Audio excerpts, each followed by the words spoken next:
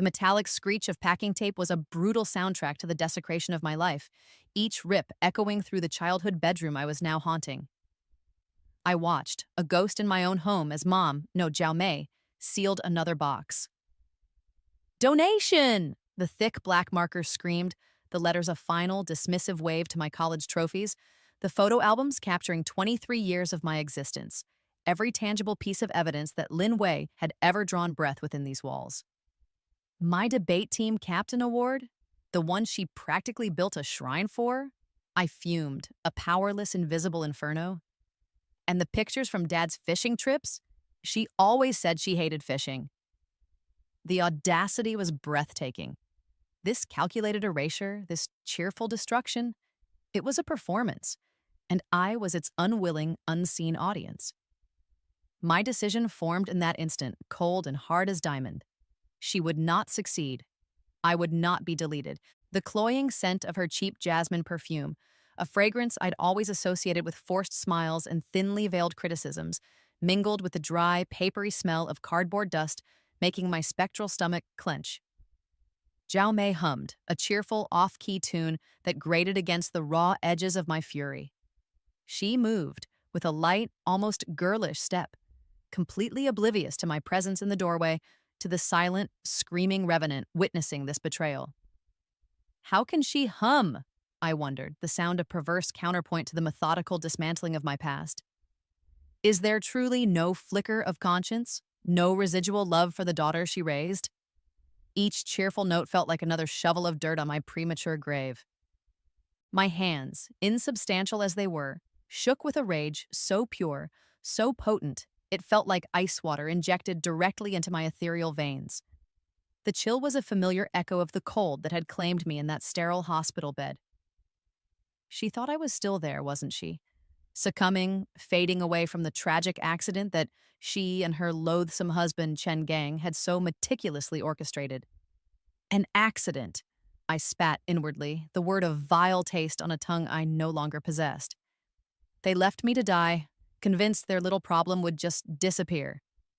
The sheer malice of it, the casual cruelty of a mother plotting her own child's demise, threatened to unravel the very fabric of my ghostly form, but rage was a surprisingly effective anchor. Oh, Chen Gang, darling, you won't believe how smoothly everything is going. Jiao Mei chirped into her phone, her voice dripping with saccharine satisfaction. I drifted closer, drawn by the sound of the viper she'd become. Yes, the last of her things are nearly packed. Such a relief to finally clear out this room. A pause, then a triumphant little laugh. The realtor, Mr. Henderson, confirmed again for tomorrow at 9 a.m. sharp. He said the cash buyer is very motivated. Absolutely, yes. He wants to close by Friday. Can you imagine, gang? By Friday, this whole chapter will be behind us, and we'll have the funds to finally start our lives. She listened for a moment, nodding. No complications at all. Everything is falling into place perfectly, just as we planned. It's almost providential, isn't it? Her voice lowered slightly. It's what he would have wanted, for us to be secure and happy. The hypocrisy was a physical blow even to a spirit. But what Jiao Mei, in her greedy, murderous heart, didn't know, couldn't possibly fathom, was the truth. I hadn't just conveniently faded away. I had died, yes, felt the cold, final embrace of it. And then, inexplicably, impossibly, I had returned, tethered to this world, to this house, by a will stronger than death itself. Now, listening to her seal my fate alongside those boxes, I knew my purpose. She thought she had until Friday. She was wrong. By my count, from her chirpy confirmation of the realtor's morning appointment, I had exactly 18 hours. 18 hours to stop her from stealing my inheritance, from obliterating every last vestige of Dad's memory enshrined in this home, and 18 hours to ensure she and Chen Gong paid for what they did to me. The game isn't over, Mother, I whispered to the empty air, the promise a nascent storm. It's just beginning. The tinny sound of Jiao Mei's voice, plotting the cheerful theft of my future, was the only motivation I needed. My fingers, surprisingly steady, flew across the screen of my phone. My old phone, miraculously still tucked in the pocket of the jacket I'd been wearing during the accident, now somehow with me, charged and functional. A detail for later. Right now, only one name mattered: David Kim. He'd been Dad's college roommate, his best friend, and later, his most trusted legal counsel. A man who knew our family history, warts and all, and more importantly, knew Dad's integrity. He was the only lawyer I could trust with the insanity I was about to unload. The phone rang twice, each chime an eternity, before his familiar, calm voice answered. David Kim speaking. David, it's Lin Wei, I said, my voice raspy from disuse, or perhaps from the sheer force of will it took to speak at all. A shocked silence on the other end. Lin Wei? My God, is that really you? We heard. Your mother said. She said I was dying, or dead, or conveniently out of her hair. The specifics probably changed depending on her audience. I cut in, the bitterness coating each word. Look, David, I don't have time for pleasantries or explanations right now. Those can wait. I need an emergency injunction filed, tonight. My mother, Jiao Mei, and her husband, Chen Gong, are trying to sell the house. Dad's house. Which, unless I'm mistaken, or Dad changed his will after developing a sudden fondness for leeches, is legally mine. Sell the house, David's voice sharpened. She can't do that without your consent if you're of age and sound mind. Lin Wei, what exactly is going on? Where are you? Currently, I'm playing hide and seek with the Grim Reaper in my childhood kitchen, and it looks like I'm winning for now, I said, a humorless laugh escaping me. David, they tried to kill me. It wasn't an accident, and now they're liquidating assets. The realtor is coming tomorrow morning, cash buyer. They want to close by Friday. I could almost hear the gears turning in his sharp legal mind. Okay, Lin Wei, okay. Tell me everything you know about the proposed sale. Any documents you've seen? Anything at all. An emergency injunction tonight is a tall order, but not impossible, especially with suspected foul play regarding the owners. Well, your well-being. I don't have documents, just her side of a phone call I overheard, I admitted. But Dad always said you were a miracle worker. He also said you were too stubborn for your own good, a trait that might just save your home, David countered, a hint of warmth returning to his tone. Give me what you have. And Lin Wei, I'm glad you called. Very glad. Relief, potent and immediate, washed over me. I wasn't alone in this anymore. 20 minutes later, after a rushed, whispered conversation detailing Jiao Mei's damning phone call and my miraculous return from the brink, I was, indeed, in the kitchen. The old terracotta tiles felt cool beneath my bare feet. Another mystery, the bare feet, the clothes I was wearing, the fact I was standing. But again, not the priority. I was pouring a glass of water, the simple act feeling monumental, when Jiao Mei walked in. She was still humming, a self-satisfied little tune, probably mentally counting her future winnings. She stopped dead when she saw me. Her phone, the one she'd used to seal her deals and gloat to her accomplice, clattered to the floor, the sound unnaturally loud in the sudden, suffocating silence. Her face, moments before flushed with triumphant greed, went a ghastly, chalky white, her eyes widening in sheer, unadulterated terror. It was, I had to admit, immensely satisfying. Lin Wei? She stammered, her voice a strangled whisper. Her hand flew to her chest as if to ward off an evil spirit. But you're supposed to be... She couldn't finish, her eyes darting towards the doorway as if expecting Chen Gang to materialize and make the apparition disappear. Supposed to be dead? I finished for her, my voice surprisingly steady, even cool. I took a slow sip of water, enjoying the way her eyes tracked the movement, the sheer impossibility of it. Sorry to disappoint you, Mother. Reports of my demise have been, as they say, greatly exaggerated.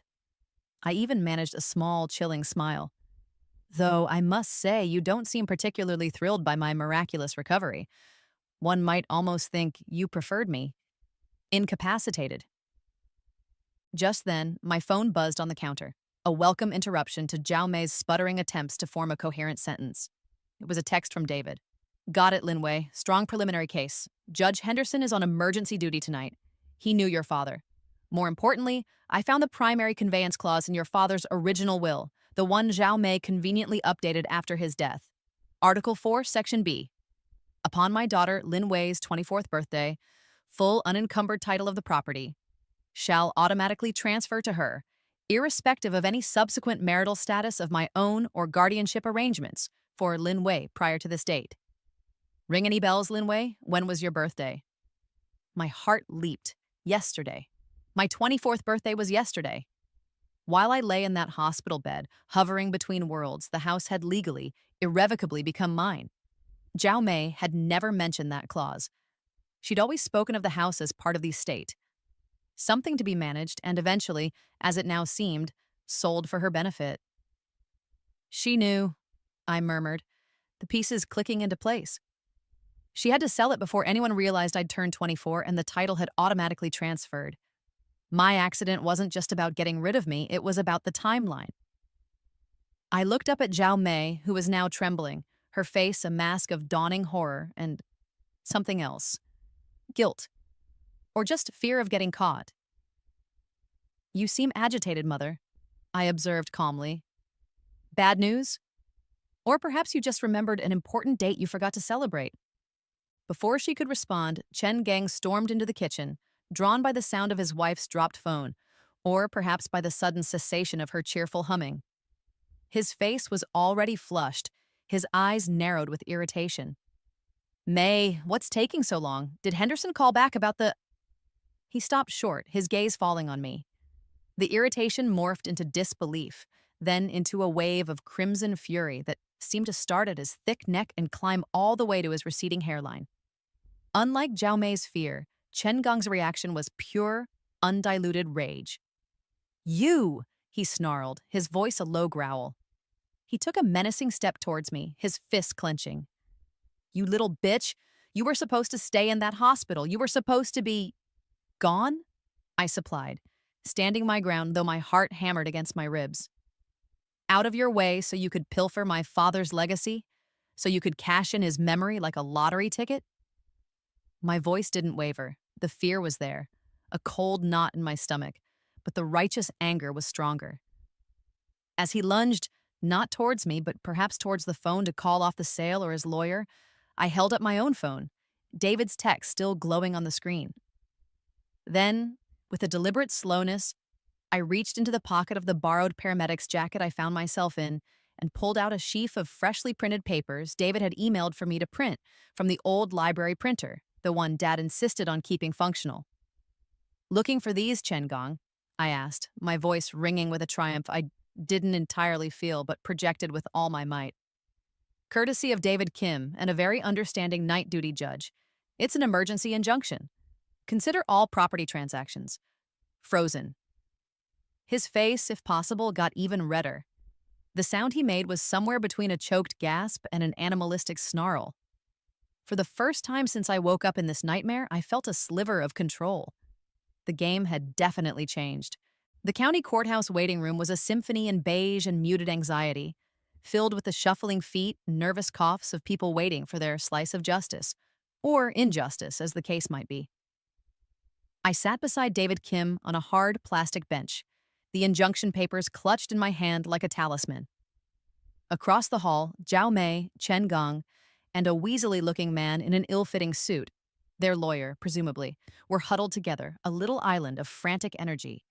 Their whispers were too low to discern fully, but fragments drifted over, carried on the stale, circulated air.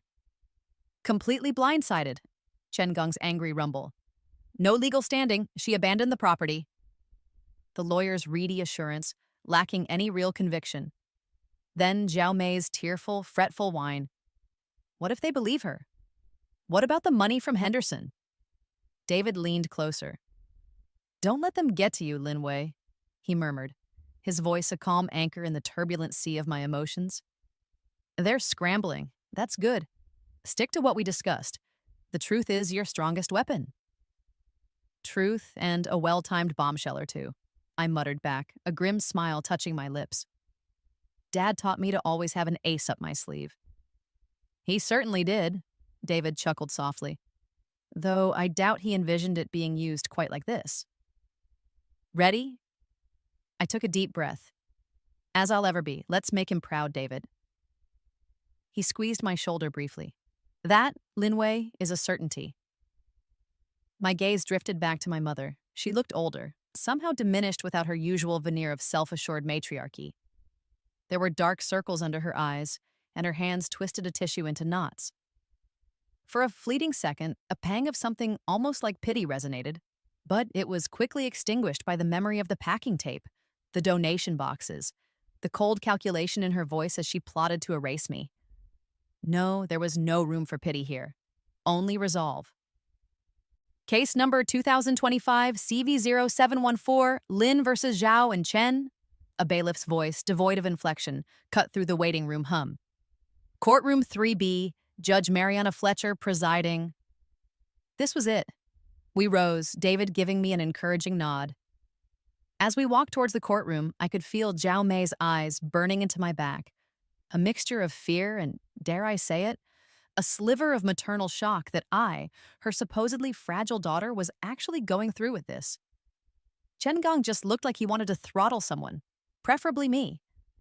Their lawyer, whose nameplate I later noted read Arthur Finch, scurried ahead of them, clutching a worn briefcase as if it contained state secrets instead of desperate legal maneuvers. Courtroom 3B was intimidatingly formal, all dark wood and stern portraits of past judges, the air thick with the weight of countless adjudicated lives. Judge Fletcher, a woman with sharp, intelligent eyes and a no-nonsense aura, surveyed us all as we took our places. David and I were at one table, Zhao Mei, Chen Gong, and Finch at the other. The tension was a palpable thing, coiling in the space between us. After the initial formalities, Judge Fletcher looked to Finch. Mr. Finch, I've reviewed the emergency injunction granted last night. Your clients wish to contest it. Arthur Finch rose, shuffling his papers. Yes, Your Honor, most strenuously. He cleared his throat, adopting a tone of practiced gravitas. Your Honor, my clients, Mrs. Jiaomei Lin Chen and Mr. Chen Gong, have been the sole dedicated caretakers of the property at 123 Willow Creek Drive for the past 6 years, ever since the tragic passing of Mrs. Lin Chen's first husband, Mr. Han Lin. He paused, letting the feigned solemnity sink in. During this extensive period, they have not only maintained the property, but have made substantial costly improvements, significantly increasing its value. They have poured their hearts, their time, and their financial resources into what was, for all intents and purposes, their home. This injunction, based on the sudden and unexpected reappearance of Miss Lin Wei, who, by all accounts, had shown no interest in the property for years, is causing them undue hardship and jeopardizing a legitimate, good-faith sale agreement. He gestured vaguely towards his clients, who both attempted to look simultaneously aggrieved and responsible. They have acted only with the utmost probity, Your Honor, ensuring the estate was well managed. Improvements! The words slipped out of me, louder than I intended, sharp and incredulous. David put a calming hand on my arm, but I was already slowly getting to my feet, my gaze fixed on Finch, then drifting to meet the startled eyes of Zhao Mei. Judge Fletcher's attention swiveled to me. Miss Lin? Do you wish to respond? Through your counsel, perhaps? David started to rise, but I gave a small shake of my head. With all due respect, Your Honor, I believe I can address Mr. Finch's definition of improvements myself. I turned my attention fully to the opposing table. Tell me, Mr. Finch, were these substantial improvements you speak of before or after they removed my father's handcrafted mahogany bookshelves from his study, bookshelves he built with his own hands, to make room for Chen Gong's oversized poker table and a neon beer sign? A faint gasp escaped Zhao Mei. Chen Gong's face darkened. Finch looked flustered. Well, my clients made decisions they felt best utilized the space for their current needs. Their current needs? I pressed on, my voice gaining strength. Did those needs also include selling off my father's first edition vintage book collection, piece by piece, to cover Chen Gong's rather unfortunate gambling debts? Or perhaps the improvement was replacing Dad's beloved rose garden, the one he won awards for, with a concrete patio because, and I quote my mother, flowers are too much work. The courtroom was silent. I could feel David's steady presence beside me, a silent endorsement. I fail to see how systematically dismantling every trace of my father's personality and passions from his own home constitutes an improvement to the property, unless the goal was to improve their cash flow at the expense of his memory. Judge Fletcher's eyebrows had indeed climbed significantly up her forehead. She looked from me to a sputtering Finch, then to Zhao Mei and Chen Gang, who were now studiously avoiding eye contact with anyone, especially each other. "Mr. Finch," the judge said, her tone crisp, "Miss Lin raises some serious points regarding the nature of these improvements and the stewardship of her father's estate. Perhaps you'd care to elaborate on the financial investments your clients made?" Before Finch could formulate a response, I continued, my voice clear and steady, addressing the judge directly but ensuring Zhao Mei and Chen Gong felt every word. "Your Honor, the improvements weren't just aesthetic choices designed to erase my father. They were also financial. Mr. Finch speaks of my clients pouring their resources into the property. I have evidence suggesting they were, in fact, extracting resources from it." I paused, letting that sink in. David subtly slid a file folder towards me. "For the past 3 years, they've been renting out the basement apartment, an apartment my father always kept for visiting family or as a quiet retreat for his writing." I saw a flicker of panic in Zhao Mei's eyes. Chen Gong shifted uncomfortably. "I have bank records, Your Honor, obtained by Mr. Kim this morning, showing consistent monthly cash deposits into a personal account belonging to Mr. Chen, deposits that conveniently match the going rate for a one-bedroom rental in our neighborhood.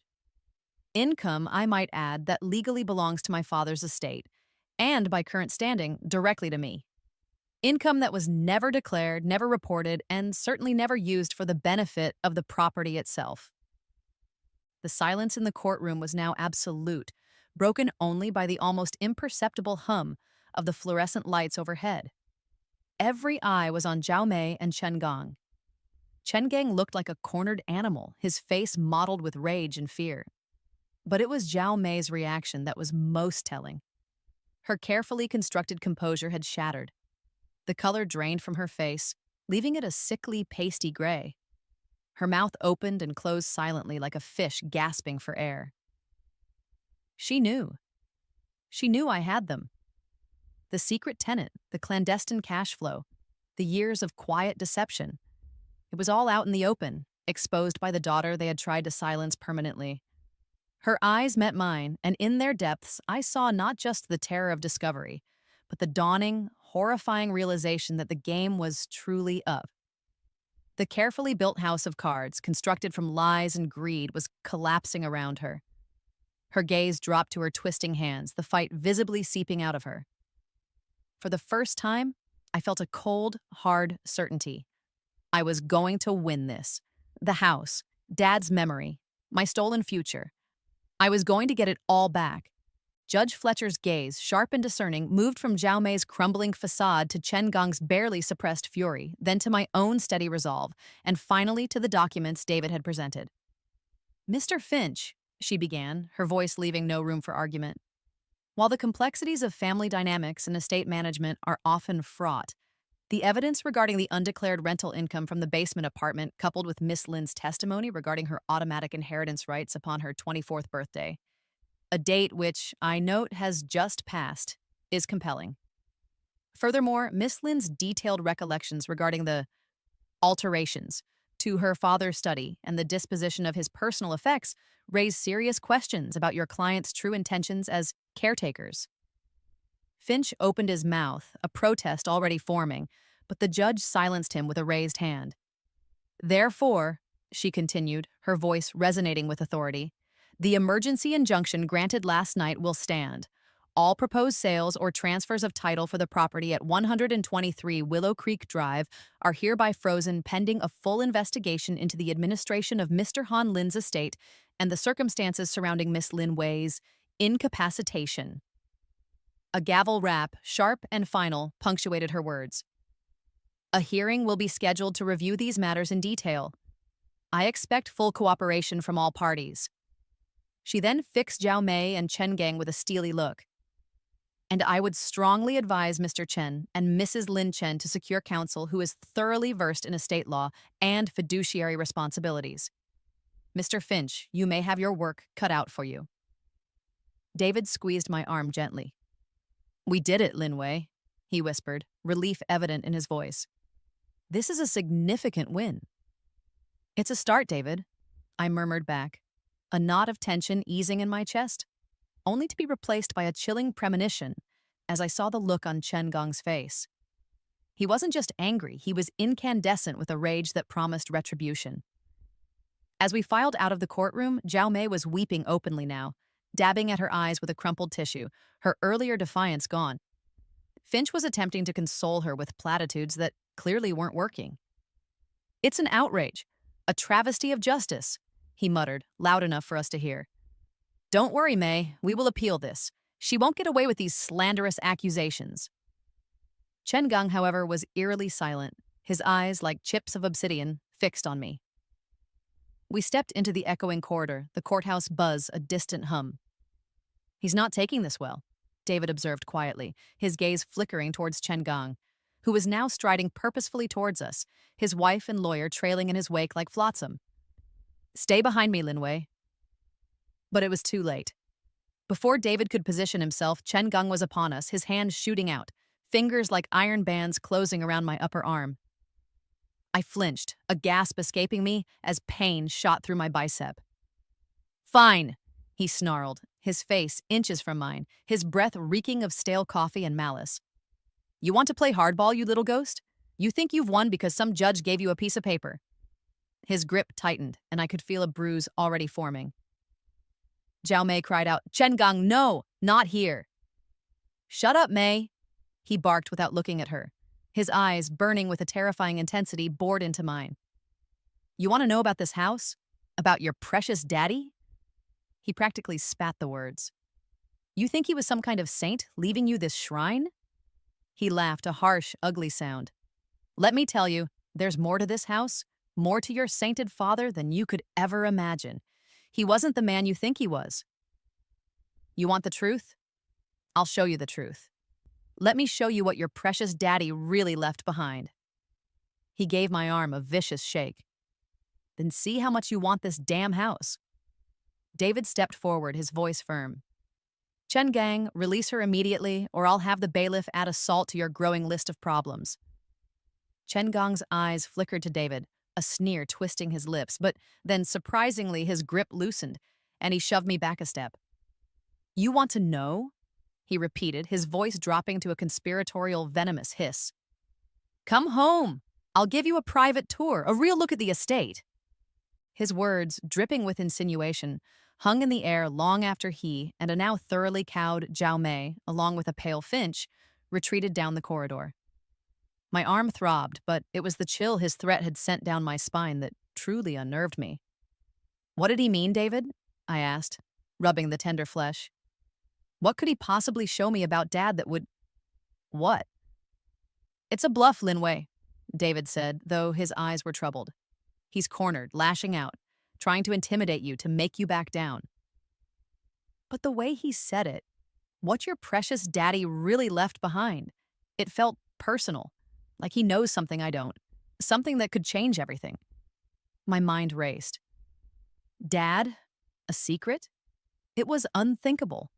My father had been the most straightforward, honest man I'd ever known. His life was an open book, or so I'd always believed. "David, what if it's not a bluff?" I felt a sudden sickening lurch in my stomach. What if there's something truly awful he can reveal? The thought, once planted, began to take root, its tendrils coiling around the certainty I'd felt just moments before. Could my fight for this house, for his memory, unearth something that would shatter that memory entirely? The midpoint reversal the universe seemed so fond of dealing me was hitting hard. For the next 24 hours, that question would be my tormentor. I knew, with a dreadful certainty that settled deep in my bones, that Chen Gong's threat wasn't idle. In less than a day, perhaps in that very basement apartment where they'd hidden their illicit income, I would be confronted with something, some piece of evidence, some dark revelation tied to my father that would force me to reevaluate everything I held sacred. The thought was terrifying. "He wants me to follow him, doesn't he?" I said, more to myself than to David. "He's baiting me." "And you're considering taking it?" David asked, his concern evident. "Linwei, this could be dangerous. He's volatile." We should report this threat to the judge, to the police. And say what? That he offered to show me something in my own house? I shook my head. They wouldn't understand the implication, not yet. No, David. He has something, or he thinks he has something. And if it concerns my father, I have to know. I can't live with the doubt. My resolve hardened, pushing through the fear. If there's a skeleton in Dad's closet, I need to be the one to find it, not have Chen Gang wave its bones in my face in court. I pictured the basement, cold and damp, a place of secrets. What could be hidden there? Financial misdeeds? A hidden life? The possibilities, each more dreadful than the last, spun through my mind. He mentioned the basement apartment before in his rage when I showed him the injunction papers at the house, I recalled aloud. He was furious I knew about their tenant. Maybe the evidence is there. Or maybe he's just trying to lure you into a vulnerable situation, David cautioned, his legal mind cataloging risks. If you insist on going, I'm coming with you. No arguments. I nodded, grateful for his unwavering support. I wouldn't have it any other way. But first, we follow his current invitation. Come home, he said. The irony wasn't lost on me. Going home felt like walking into the lion's den, but the lion held a key to a past I suddenly realized I didn't fully understand. The drive to Willow Creek Drive was thick with unspoken tension. David drove my car, another mystery of my return, its presence in the hospital parking lot, keys in the ignition. While I stared out the window, the familiar streets of my childhood now seeming alien, imbued with a sinister undertone. I half expected Chen Gang and Zhao Mei to have disappeared, to have used the time to flee, but their car was parked haphazardly in the driveway when we pulled up. Ready for the private tour? David asked, his attempt at levity falling a little flat. Showtime, I replied, trying to match his tone, though my heart hammered. We found them in the living room, the air stale with resentment. Zhao Mei was perched on the edge of the sofa, looking utterly defeated, while Chen Gang paced like a caged animal. He stopped when he saw us, a wolfish grin spreading across his face. Well, well, well, look who decided to take me up on my offer. Couldn't stay away, could you, little ghost? Curiosity getting the better of you? This is my house, Chen Gang, I stated, keeping my voice even. I don't need an invitation. You said you had something to show me about my father. I'm here to see it. Oh, I've got something to show you, all right. He chuckled, a nasty, grating sound. He glanced at Zhao Mei. Mei, maybe you should wait in the kitchen. This might be upsetting for delicate sensibilities. Zhao Mei looked from him to me, her eyes wide with a new kind of fear, not for herself this time, but for what was about to be revealed. Chen Gang, don't, she whispered, her voice trembling. Please. There's no need for this. It won't change anything. Oh, I think it might change quite a lot, my dear, he retorted dismissively. He then turned his attention to Dad's portrait, the one that hung over the mantelpiece. It was a beautiful oil painting, capturing Dad's kind eyes and gentle smile, a comfort to me throughout my childhood. During her packing frenzy, Zhao Mei had gestured towards it with contempt. That old thing, she'd said to her reflection in the hallway mirror, unaware I was watching. It's practically worthless, just taking up space. Might as well donate it with the rest of her junk.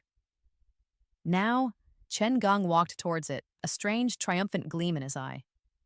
Your mother always had terrible taste in art and even worse judgment about what's truly valuable. He reached up, and instead of taking the portrait down, his fingers fumbled along the ornate frame. There was a faint click, and a section of the wall behind the portrait seemed to give way. He swung the portrait outward like a door, revealing a small, dark, recessed cavity. A wall safe. My breath caught in my throat. A safe? Behind Dad's portrait? All these years and I never knew. Zhao Mei gasped, her hand flying to her mouth. Chen Gang, no! He made you promise. Promises are for fools, Mei, he sneered, already fiddling with the safe's combination dial. And your precious Han Lin was the biggest fool of them all if he thought his secrets would stay buried forever. He spun the dial with practiced ease. Click, whir, click. The heavy steel door of the safe swung open with a low groan. The heavy door of the safe creaked open, revealing a cramped interior stuffed with manila envelopes and official-looking documents. Chen Gong reached in, a smirk playing on his lips, clearly expecting to pull out something that would devastate me. Feast your eyes, little ghost, he sneered. Let's see how righteous you feel after this. But before he could select his weapon of choice, I stepped forward, my phone already in my hand, camera app open. Don't bother, Chen Gong, I said, my voice surprisingly calm despite the tremor in my hands. I'll document everything, for the record. David, who had been watching with grim fascination, put a hand on Chen Gong's arm.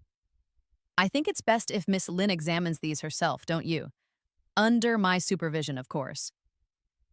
Chen Gong shrugged him off but didn't stop me as I began to carefully extract the contents. Go ahead, he jeered. Dig your own grave. The first envelope contained insurance policies, multiple policies on my father's life, with Zhao Mei listed as the primary beneficiary. Nothing inherently shocking there, except one was new, taken out only 6 months before his death for a substantial sum.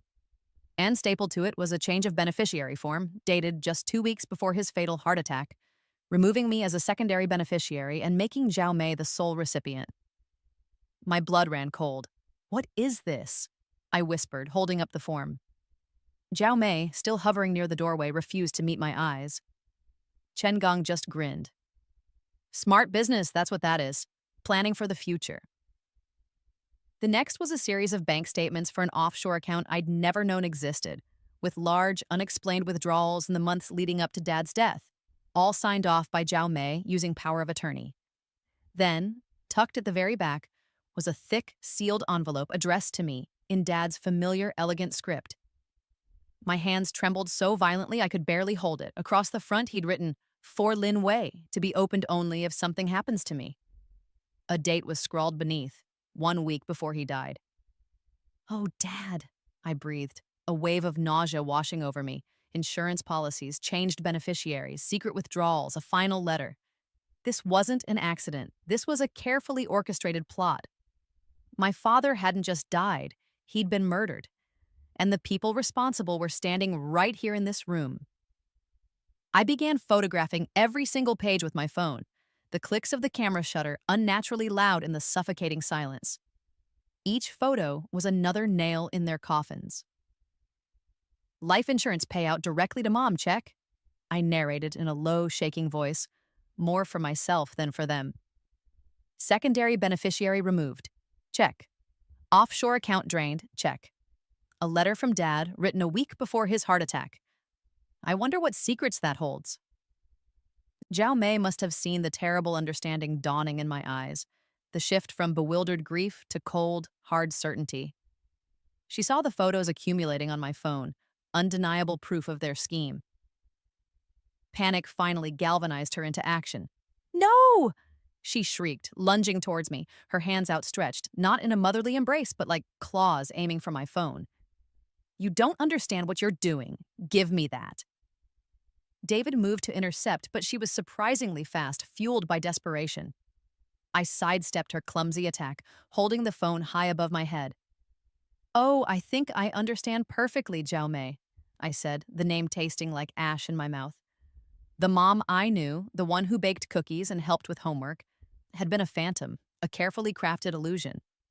The real woman stood before me, a greedy, desperate creature stripped of her disguise. I understand that my father didn't just die. I understand that these documents aren't just papers. They're a roadmap to his murder. My voice was shaking, but not with fear, with a rage so profound it was almost a physical force. You killed him, didn't you? You and Chen Gang? You killed him for his money. I lowered my gaze to meet hers, unflinching. And then you tried to kill me for the house. Chen Gang let out a harsh laugh. Big words from a little girl who just came back from the dead. You can't prove a thing. Can't I? I shot back, gesturing with the phone. These documents tell a pretty compelling story. A sudden new insurance policy, changed beneficiaries, a secret letter written just days before his convenient heart attack. It's not exactly subtle, is it? Even for you two. Zhao Mei was sobbing now, great gulping sounds. It wasn't supposed to be like this, she wailed, collapsing against the doorframe. He wasn't supposed to. It was just. We were in trouble. In trouble? I echoed, my voice dripping with contempt. You were in trouble. So you decided murdering your husband and trying to murder your daughter was the best way out? That's your excuse. Your father was going to leave us with nothing. Zhao Mei suddenly screamed, her voice raw with a fury that matched my own, her carefully maintained facade cracking, shattering into a million pieces. The grief, the fear, it all boiled over into a torrent of hateful confession. Nothing. Do you hear me, Linwei? He found out. He knew everything. Her eyes were wild, her hair disheveled as she pushed herself away from the wall, advancing on me again, though David now stood as a barrier. He found out about Chen Geng's gambling debts, the ones that were going to ruin us. He found out about Chen Geng's other family, the one he had tucked away in another city. My stomach churned. Another family? This was news even to me. Chen Geng looked momentarily flustered by this particular revelation, shooting Zhao Mei a venomous glare. Mei, shut your damn mouth, he hissed, but she was beyond reason, beyond his control. No, she needs to know what kind of man her sainted father really was, how unreasonable he became, she shrieked at me. He was going to divorce me. He told me so. He said I was a disgrace, that Chen Geng was a parasite, and that he was changing his will to leave everything to you. The house, the money, all of it. We would have been destitute, thrown out on the street with nothing. Her chest heaved with ragged breaths, her face contorted with years of resentment and greed. He gave us no choice. What were we supposed to do? Just let him destroy our lives? The confession hung in the air, ugly and irrefutable. So that was it, the final piece. Dad knew. He was going to protect me, to ensure his legacy wasn't squandered by these two vultures. And for that, they had silenced him. And then, they had come for me. So you killed him, I stated flatly, the horror of it settling into a cold, hard knot in my gut. Before he could change the will, before he could expose you both. My phone, still clutched in my hand, vibrated with an incoming text. With my eyes still locked on Zhao Mei's ravaged face, I surreptitiously glanced down. It was from David, who must have slipped out during Zhao Mei's tirade, using the commotion to his advantage. The message was short, stark, and the most beautiful words I'd read all day. Police are here. Show them the photos now. A wave of profound relief, so intense it almost buckled my knees, washed over me. David, you magnificent bastard, I breathed internally. He'd done it. He'd gotten through. The cavalry was literally at the gates. I could hear it now, a faint, distant sound, almost imperceptible at first, then growing steadily louder. The unmistakable keen of police sirens cutting through the quiet afternoon air. They were close. Very close. Zhao Mei heard it too. Her head snapped up, her eyes wide with a fresh wave of terror. Even Chen Geng, who had been watching his wife's meltdown with a mixture of fury and contempt, froze. His head cocked, listening. The confident smirk was gone, replaced by a dawning look of animalistic panic. He knew what those sirens meant. The sound was a death knell for their carefully constructed lies. Police, Zhao Mei whispered, her voice barely audible. How? The sirens were much louder now, resolving into multiple distinct wails converging on our street. Flashing blue and red lights began to strobe through the living room windows, painting the walls in grotesque dancing colors. Time seemed to slow. Zhao Mei looked like she was about to faint. Chen Geng, however, reacted with a terrifying speed that belied his earlier lethargy. His eyes darted towards the front door, then to me, then to the damning phone still in my hand. A chillingly calm, almost predatory expression settled on his face.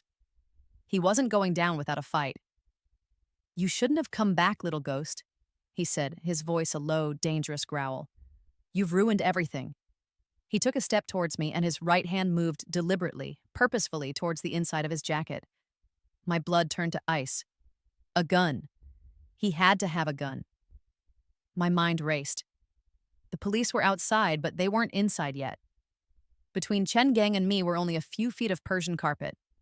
I had maybe 30 seconds, if that, before this escalated from fraud, from conspiracy to commit murder, to actual present-tense murder with me as the star victim. The letter from my father, still unread, suddenly felt like a lead weight in my pocket. Would I even live to read his final words? The heavy thud of a battering ram against the front door was the first clear sound that pierced the adrenaline-fueled haze, immediately followed by the splintering crash of wood and the roar of authoritative voices. "Police! Everybody down! Show me your hands!" The living room, moments before a stage for familial treachery, exploded into chaos. In the split second it took for uniformed officers to flood the entryway, Chen Gong completed his draw. The metallic gleam of a small, snub-nosed revolver appeared in his hand, looking shockingly real and deadly against the backdrop of chintz curtains and family photos. "No!" Zhao Mei screamed, a raw, terrified sound scrambling backward and tripping over an ottoman, collapsing in a heap. My own breath hitched, my survival instincts screaming at me to drop, to hide, but my feet felt rooted to the spot, the damning phone still clutched in my hand. The scene seemed to shift in nightmarish slow motion. Chen Gang, instead of pointing the weapon at the advancing officers, pivoted, his wild eyes fixing on me. He dragged me sideways, a rough arm snaking around my neck, the cold metal of the gun pressing against my temple. The momentum carried us stumbling from the living room, through the archway and into the formal dining room. This room, with its heavy mahogany table and chairs, its crystal chandelier, was where we used to have Sunday dinners when I was a child, when Dad was alive, when family felt like a warm, safe word. Now it was the arena for the final desperate act of a cornered criminal. The irony was a bitter pill. "Nobody move!" Chen Gong bellowed, his voice cracking with panic and rage, his arm tightening painfully around my throat. "I swear to God I'll shoot her! Back off!" He was using me as a shield, the ultimate coward's move. The scent of his fear, mingled with stale sweat and something else, something metallic and dangerous, filled my nostrils.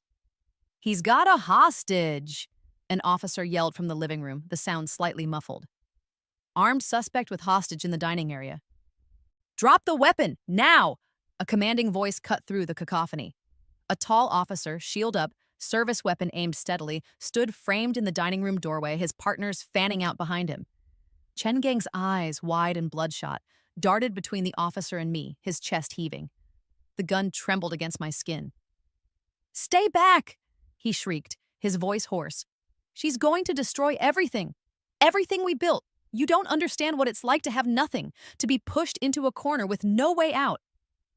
His grip on me was suffocating, and I struggled for breath, tasting the metallic tang of fear in my mouth. She did this!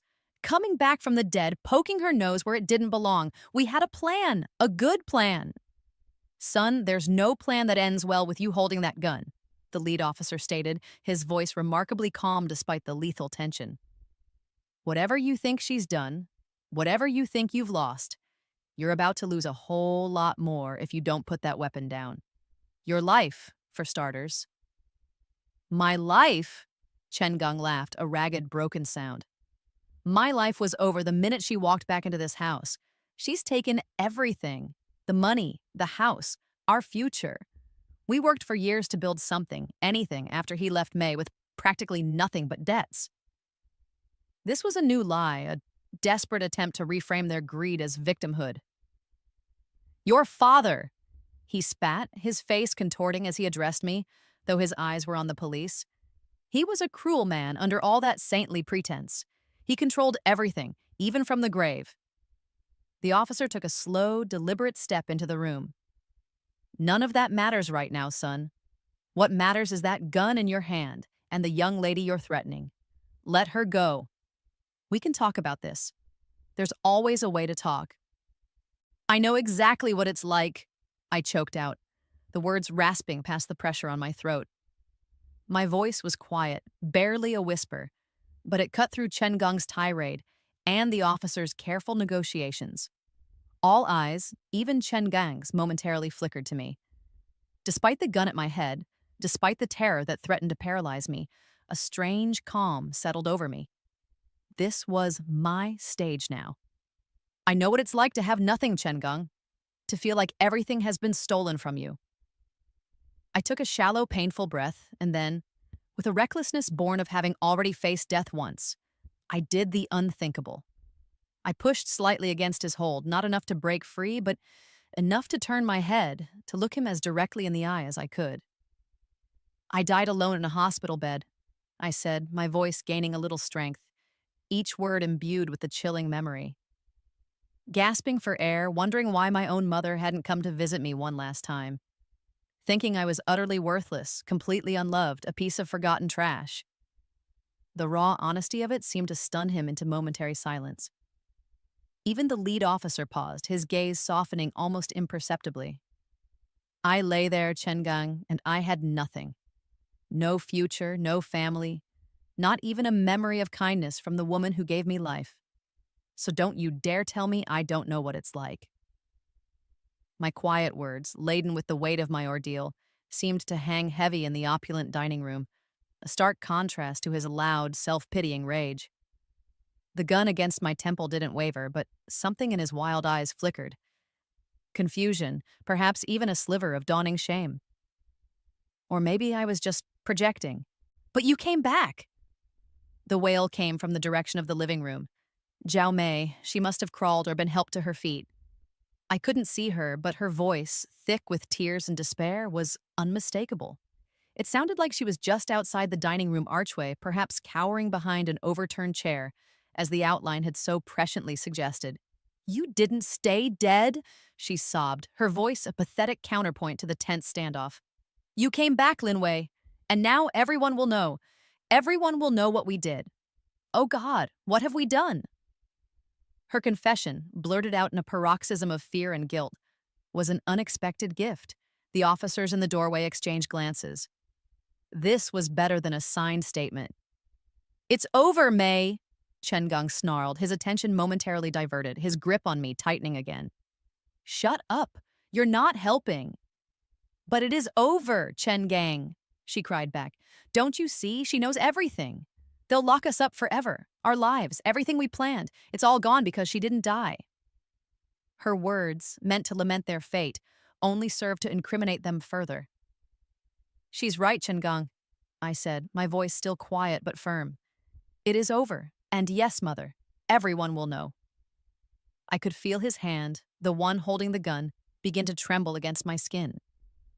He was losing it, his bravado crumbling under the weight of his wife's admissions and the unwavering presence of the police. "They'll know about the insurance fraud, won't they?" I continued, pressing my advantage, my voice a steady metronome counting down their final moments of freedom. "About how you took out new policies and conveniently changed beneficiaries just before Dad's accident." I felt Chen Gong flinch. "They'll know about the forged will, the one you concocted to try and legitimize your theft after Dad was gone." The shaking in his hand intensified. "And yes, Jiao Mei," I said, pitching my voice so she could hear me clearly. "They'll know about Dad's murder, about how you two conspired to end his life because he found out about your gambling, Chen Gang, about your secret second family, and because he was going to divorce you and leave you with the nothing you so richly deserved." Each accusation was a hammer blow, and I could feel his composure shattering. His breathing became ragged, a desperate, trapped sound. "But here's the part you don't know," I said, letting a bead of silence hang in the air before delivering the coup de grace. "The part that seals your fate beyond any shadow of a doubt. While Jiao Mei was having her rather theatrical meltdown just now, confessing to pretty much everything, I recorded it. I recorded your entire conversation, Chen Gong. Every threat, every admission. Starting about 20 minutes ago, back when you were so proud to show me the contents of Dad's safe. With as much steadiness as I could muster while a gun was still pressed to my head, I lifted my phone, angling the screen so Chen Gang and peripherally the officers could see it. The audio recording app was still running, the timer ticking upwards, the red record button glowing malevolently. "It's all here," I stated, my voice hardening with a cold, final triumph. Every incriminating word, Jiao Mei's detailed confession about why you had to kill Dad, your own charming admission that I shouldn't have come back. It's quite the listen. Chen Gong stared at the phone, his eyes wide with disbelief, then a dawning, horrified comprehension. The fight visibly drained out of him, replaced by a slack-jawed despair. The gun sagged in his trembling hand. "And the best part?" I added, twisting the knife just a little bit more. "This entire recording, along with all the photos of the documents from the safe, has been automatically uploading to a secure cloud server. It was also, as of about 10 minutes ago, emailed directly to David Kim's office. So even if you shoot me right now, Chen Gang, even if you smash this phone, it's too late. The evidence is out. Everyone who matters already has it, or will within minutes. The lead officer saw his chance. It's over, son, he said, his voice firm but devoid of menace now. Put the gun down, slowly. There's nowhere left for you to go. Chen Gang's shoulders slumped. The wildness in his eyes faded, leaving behind a hollow, defeated look. The gun clattered from his nerveless fingers onto the polished mahogany floor, the sound echoing the finality of their downfall. As his arm fell away from my neck, I stumbled forward, gasping for breath, the police rushing in to secure him. The click of handcuffs, a sweet, sweet music to my ears. The flashing lights of the emergency vehicles painted the familiar facade of my childhood home in stark, unsettling hues of red and blue. Paramedics were checking me over, fussing about the bruising handprint Chen Gang had left on my arm and the angry red mark around my neck. I waved them off, my gaze fixed on the scene unfolding by the curb. Chen Gang, his face a mask of stony defeat, was being loaded into the back of a police cruiser, the click of the closing door echoing with a satisfying finality. Zhao Mei, looking utterly broken and almost childlike in her despair, was being led to another car, her quiet sobs the only sound she made. A plainclothes detective, a woman with kind eyes but a no-nonsense demeanor named Miller, approached me. "Miss Lin," she began gently, "that was quite an ordeal. You showed incredible courage in there. Most people would have crumbled." She gestured towards the departing police cars. "They'll be facing a raft of charges thanks to you in that recording. Attempted murder, conspiracy, fraud, the works. We'll need your formal statement down at the station, of course, when you're ready." I nodded, still feeling a little numb. The adrenaline slowly ebbing away, leaving a profound weariness in its wake. "There's just one thing I don't quite get," Detective Miller mused, her brow furrowed. "All this, the house, the money tied up in it, they were clearly desperate for it, but you fought for it like a lioness. Was it really just about the inheritance?" I looked at the house. My house, Dad's house, standing steadfast against the night sky. "The house was never about the money, Detective," I said, my voice quiet but firm, echoing the conviction that had fueled me through this nightmare. "The money is just things. Replaceable. This house." I paused, searching for the right words. "This house is where my father lived, where he laughed, where he taught me about honesty and resilience. It was about making sure Dad's memory had a place to live, a place where it wouldn't be tainted or erased by their greed. It was about him." Detective Miller nodded slowly, a flicker of understanding in her eyes. "I think," she said softly, "your father would be incredibly proud of you, Miss Lin." A faint smile touched my lips. "I hope so, Detective. I really do." 6 months later, the scent of sawdust and fresh paint had replaced the lingering miasma of betrayal and fear. I was in Dad's study, my study now, though it would always feel like his, covered in a fine layer of plaster dust, a crowbar in hand, midway through prying off some hideous faux wood paneling Chen Gang had installed over Dad's beloved cherry wood. Sunlight streamed through the newly cleaned windows, illuminating dust motes dancing in the air like tiny, hopeful sprites. The poker table and neon beer sign had been the first things to go, unceremoniously dumped on the curb for bulk trash pickup. The room was slowly, painstakingly being restored to its former glory, to the sanctuary of warmth and intellect I remembered. It was during this renovation, while carefully sorting through the few books of Dad's that had survived Zhao Mei's purge, that I found it. Tucked inside a hollowed-out first edition of To Kill a Mockingbird, one of his absolute favorites, was another thick envelope, older and more worn than the one from the safe. My heart leaped. With trembling fingers, I opened it. Inside, penned in his familiar steady hand, was his real will, dated years before his death, long before Zhao Mei's and Chen Gang's darkness had truly taken root. It was simple, clear, and filled with his love. After a few small bequests to old friends, including a generous one to David Kim, the final paragraph read, "And all the rest, residue, and remainder of my estate, both real and personal, including my home at 123 Willow Creek Drive, which holds so many of our shared memories, I give, devise, and bequeath to my beloved daughter, Lin Wei. He had underlined beloved, then a handwritten addendum, almost like an afterthought, but it was the part that made me weep. For I know she is the only one who will truly understand its heart, and who will love this house enough to fight for it, should the need ever arise. May it always be your safe harbor, my brave girl. Oh, Dad, I whispered, tears blurring the precious words. You knew. You always knew. He hadn't left me defenseless. He'd left me a legacy of trust and the means to protect it. The basement apartment, once a source of illicit income for my captors, now echoed with the quiet sounds of diligent study. It housed a bright young scholarship student from Dad's old university, a young woman with dreams as big as her intellect, studying astrophysics of all things. Dad would have loved that. Her name was Anya, and she sometimes left small, shyly offered bouquets of wildflowers from the campus gardens on my doorstep. Thank you, Miss Lynn, she'd written in a card accompanying the first one. You've given me more than a place to live. You've given me a chance to reach for the stars. I promise to make you and your father proud. It felt right, using the space to foster a dream instead of funding a deception. As for Zhao Mei, her letters from prison, filled with pleas for forgiveness, rambling justifications, and belated declarations of maternal love, arrived with disturbing regularity. Each one, unopened, went straight from the mailbox into the shredder, the whirring blades a satisfying symphony of severance. No, Mother, I'd find myself saying to the silent room, the words a firm, unyielding mantra. There are no second chances for what you did. Some betrayals cut too deep to ever heal. The past was a scar, not an open wound to be constantly picked at. She had made her choices, and now she and Chen Gang were living with the consequences.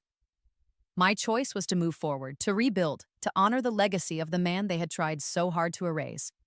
But sometimes, in the deep quiet of the night, when the old house settled around me with its familiar creaks and sighs, I would hear it. A whisper. Her voice, or what my memory conjured of it from a time before the darkness, tinged with a sorrow that felt almost genuine. I'm so sorry, Wei Wei. It would seem to sigh on the edges of my awareness. I never meant for any of this. It all went so terribly wrong. Can you ever forgive me? It wasn't real, of course. It was just the echo of a bond that had been irrevocably shattered, a phantom limb of a relationship that no longer existed. I never answered the voice. Forgiveness was a distant country I wasn't sure I ever wanted to visit, not where she was concerned. The sorrow was hers to bear, not mine to alleviate. My peace came from justice, from reclaiming my life and my father's memory, not from absolving the unabsolvable. Yet the whisper served as a reminder. Even in victory, some ghosts linger. The house remembered everything. It remembered the laughter of my childhood, the quiet hum of Dad's contentment in his study, the warmth of our Sunday dinners in the formal dining room. It also remembered the chill of Zhao Mei's growing greed, the subtle poison of Chen Gang's influence, the terror of their final desperate acts, and the satisfying click of handcuffs. It held all those memories within its walls, a silent, steadfast witness. And so did I.